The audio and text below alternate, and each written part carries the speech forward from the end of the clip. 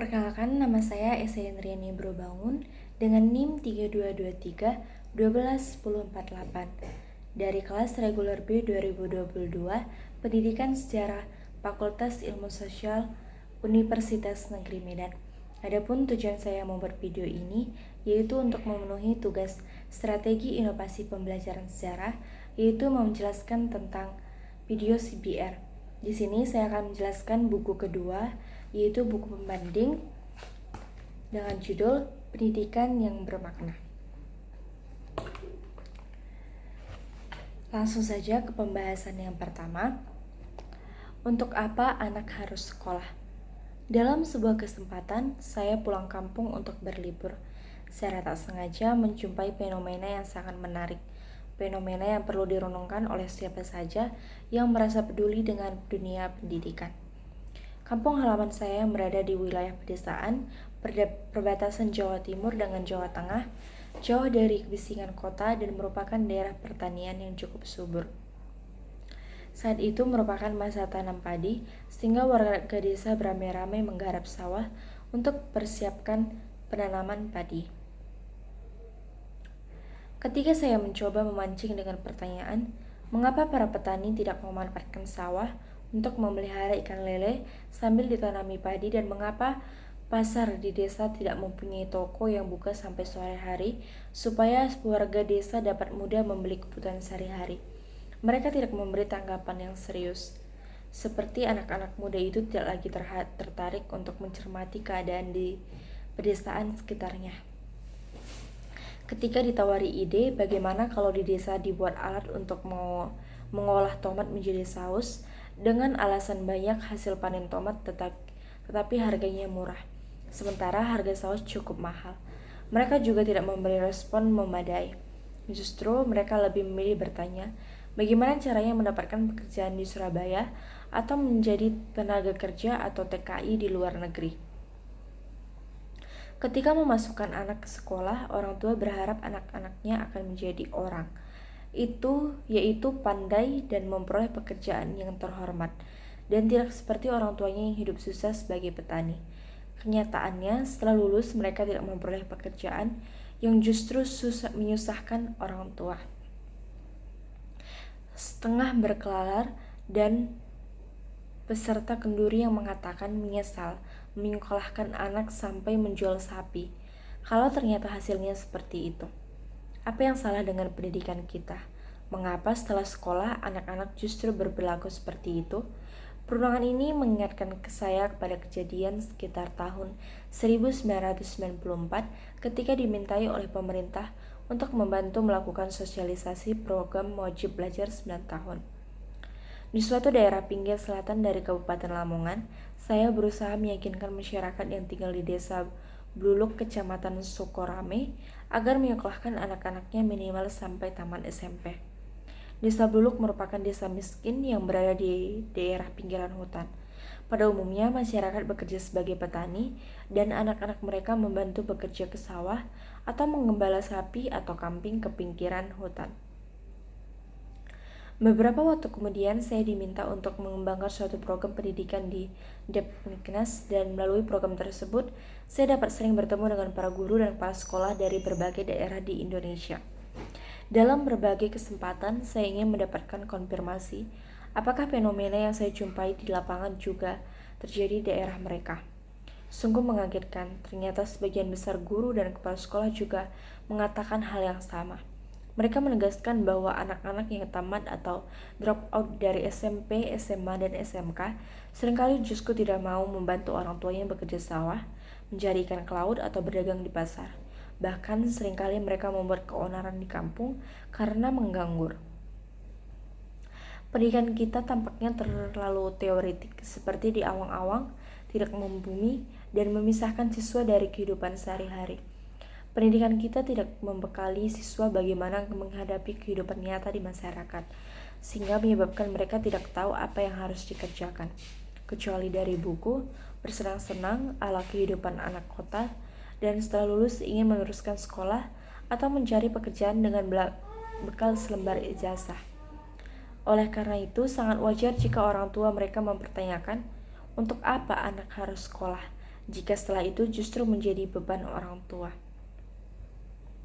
Dalam pendidikan, kita tidak boleh hanya memikirkan metode pembelajaran apa yang cocok dengan anak kita, tetapi juga harus berani mempertanyakan, apakah materi yang dipelajari anak-anak memang sudah tepat.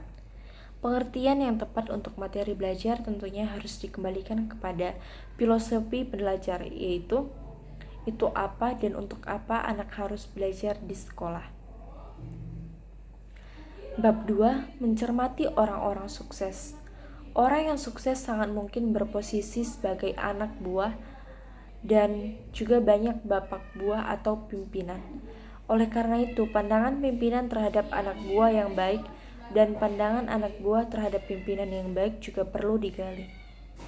Untuk itu, ketika memberi pelatihan kepada kepala sekolah dan pejabat dari dinas pendidikan, saya mencoba menggali lebih dalam tentang anak buah yang baik.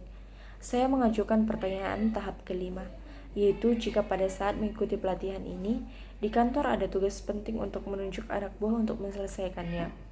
Jika ada beberapa anak buah, bagaimana memilihnya? Disebut kunci sukses, maka isinya mencakup beriman dan taat beribadah, jujur, menguasai bidang pekerjaan yang ditekuni, kerja keras, ulet dan pantang menyerah, kreatif, pandai memecahkan masalah, bertanggung jawab, berpengetahuan luas, pandai bekerja sama dengan orang lain, memiliki hubungan yang luas, berani mengambil risiko, dan pandai mengambil keputusan, tegas dalam memimpin, suka menolong, toleran, dan tidak usil terhadap urusan orang lain. Yang kedua, bab 2, life skill PS mata pencaharian atau bab 2, life skill versus mata pelajaran. Sengaja digunakan istilah kecakapan sebagai kata Indonesia atau terjemahan dari skill dan bukan keterampilan. Hal itu semata-mata untuk menghindari penyempitan arti skill sebagai keterampilan manual. Penggunaan kata life skill dalam makna lain juga terjadi pada Undang-Undang Nomor 20 Tahun 2003 tentang Sistem Pendidikan Nasional. Pada pasal 26 ayat 3 disebutkan bahwa pendidikan non-formal meliputi pendidikan kecakapan hidup, pendidikan anak usia dini, pendidikan kepemudaan, pendidikan kepemberdayaan perempuan, pendidikan keaksaraan, pendidikan keterampilan dan pelatihan kerja, pendidikan kesetaraan, serta pendidikan lain yang ditujukan untuk mengembangkan kemampuan peserta didik. Seperti yang diuraikan lebih lanjut pada buku ini, pendidikan kecakapan hidup atau life skill education dimaknai sebagai substansi pendidikan, yaitu pendidikan yang mengajarkan kecakapan untuk menggapai kesuksesan hidup, sebagaimana digambarkan pada bab mencermati orang-orang sukses. Substansi life skill dapat masuk ke berbagai program pendidikan, karena pada dasarnya pendidikan memang menyiapkan anak didik agar sukses di kehidupannya kelak. Bab 4, pendidikan akhlak, akhlaknya pendidikan. Kiai Haji Abdullah Gimnastiar Dai Kondang dari Bandung menyebutkan manusia memiliki 3 potensi, yaitu potensi fisik, potensi akal, dan potensi hati. Tetapi potensi hati yaitu akhlak mengendalikan kedua potensi lainnya. Jika akhlaknya bagus, potensi fisik dan potensi akalnya akan digunakan untuk tujuan yang baik. Sebaliknya, jika akhlaknya rusak, maka potensi fisik yang kuat dan potensi akal yang cemerlang akan digunakan untuk tujuan yang jahat. Oleh karena itu, seharusnya akhlak ditempatkan menjadi bagian penting dalam pendidikan. Dengan menempatkan pendidikan akhlak sebagai bagian penting, diharapkan pendidikan mampu melahirkan orang yang pandai, berbadan sehat, dan berakhlak mulia, sehingga mereka yang terdorong untuk menggunakan kekuatan fisik dan kepandaiannya untuk mengupayakan kesejahteraan masyarakat dan negara. Jangan sampai pendidikan mampu menghasilkan orang-orang pandai dengan fisik kuat, tetapi akhlaknya rusak, sehingga akan menjadi koruptor dan penjahat kelas kakap. Bab 5, merancang pendidikan untuk kehidupan. Tujuan pendidikan adalah mempelajari ilmu pengetahuan, Oleh karena itu, kurikulum dikembangkan berdasarkan ilmu pengetahuan dan materi ajar diambilkan dari teori konsep dari ilmu pengetahuan yang paling mutakhir. Konsekuensinya, hasil pendidikan juga diukur dari penugasan anak terhadap konsep-konsep dan teori-teori tersebut. Seperti diuraikan panjang lebar pada topik life skill versus mata pelajaran, asumsi tersebut kini dipertanyakan. Ilmu pengetahuan itu diasumsikan terbagi dalam berbagai bidang yang saling terpisah, misalnya matematika, fisika, ekonomi, psikologi, dan sebagainya. Dalam pendidikan, siswa bertugas mempelajari ilmu-ilmu tersebut secara terpisah. Mungkin memang benar ilmu pengetahuan terkotak-kotak, atau mungkin kita yang memecah-mecah itu sekadar untuk memudahkan memahaminya. Sedangkan hakikatnya, ilmu pengetahuan merupakan suatu kesatuan yang saling terkait. Dalam proses pendidikan harus diupayakan agar anak didik memperoleh pengalaman belajar yang sesuai dengan tantangan hidup yang akan dihadapi. Bukankah anak belajar untuk mengembangkan kemampuan untuk menghadapi tantangan kehidupan? Oleh karena itu, idealnya pengalaman yang diperoleh selama belajar sedekat mungkin dengan tantangan yang akan nanti dihadapi. Siswa belajar mata pelajaran, tetapi di samping itu, setiap minggu secara kelompok siswa mengerjakan suatu tugas tematik yang merupakan integrasi dari berbagai konsep yang dipelajari melalui mata pelajaran tersebut. Misalnya, siswa ditugasi merancang makan siang yang bergizi, berharga murah, dan bahannya mudah didapat. Bab 6. Pendidikan haruslah kontekstual dan bermakna. Joyful learning yaitu belajar dengan situasi yang menyenangkan. Yang dimaksud menyenangkan bukan sekedar membuat siswa tertawa-tertawa, tetapi yang mampu membuat siswa menikmati situasi belajar, sehingga tidak usah diawasi oleh siapapun, anak akan belajar. Tentu belajar dalam arti yang luas dan bukan hanya membaca buku atau mengerjakan soal ulangan. Berdiskusi tentang berbagai hal yang kemudian dikaitkan dengan pengetahuan yang dipelajari juga merupakan bentuk belajar yang baik. Demikian pula, mengikuti kegiatan organisasi dan ekstrakurikuler di sekolah. Sebenarnya, pembelajaran konstekstual dalam pembelajaran yang menyenangkan sejalan dengan prinsip bahwa pembelajaran harus bermakna atau meaningful learning, yang antara lain diajukan oleh Absul. Menurut pemikiran tersebut, pembelajaran haruslah bermakna bagi yang belajar, yaitu siswa. Artinya apa yang dipelajari harus bermanfaat bagi siswa. Di sini yang seringkali terjadi salah paham. Seringkali guru dan orang tua sangat yakin bahwa apa yang diajarkan kepada anak atau siswa adalah sesuatu yang bermanfaat, bahkan sangat bermanfaat.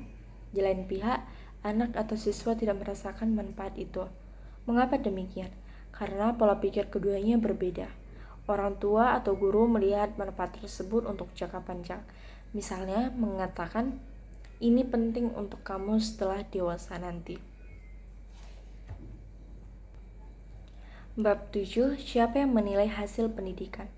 Dalam konsep penilaian pendidikan, penilaian yang dilakukan oleh dosen menekankan pada output, yaitu pencapaian hasil belajar yang diukur dari penguasaan mahasiswa terhadap materi ajar.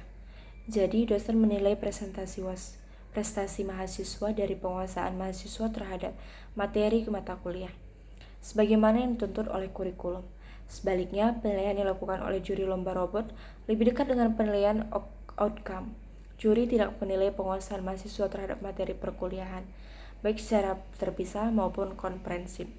Yang nilai juri adalah kemampuan mahasiswa dalam menggunakan berbagai pengetahuan, baik yang diperoleh dari perkuliahan maupun belajar sendiri untuk memecahkan suatu problema. Bab 8. Berbagai peran dalam pendidikan. Banyak ahli yang mengatakan bahwa dalam pendidikan, peran pertama yang harus dilakukan oleh orang tua adalah memfasilitasi anak sehingga dapat belajar dengan baik. Memfasilitasi mengandung dua aspek fisik dan psikologi. Dalam aspek fisik, orang tua diharapkan dapat menyediakan tempat belajar yang nyaman, buku dan bahan ajar yang memadai, serta fasilitas yang lainnya yang diperlukan oleh anak sesuai tingkatan dan jenis pendidikan. Dalam aspek psikologi, orang tua diharapkan dapat menciptakan suasana yang kondusif terhadap anak yang belajar dan jika membantu atau membimbing anaknya yang sedang belajar. Membaca atau ikut belajar pada saat anaknya sedang belajar adalah salah satu bentuk psikologi belajar terhadap anak. Agar proses pendidikan berjalan ideal, sebaiknya semua lingkungan tersebut seirama, sehingga anak tidak mengalami kebingungan mana yang harus diikuti. Guru dan orang tua harus memiliki program bersama yang paling tidak memuat kompetensi apa yang harus dicapai oleh siswa pada periode tertentu. Bagaimana cara mengembangkan kompetensi, apa peran yang harus dilakukan guru dan orang tua, dan bagaimana cara mengetahui kompetensi tersebut sudah dicapai. Program tersebut harus dibuat sederhana mungkin sehingga mudah dipahami dalam waktu yang singkat.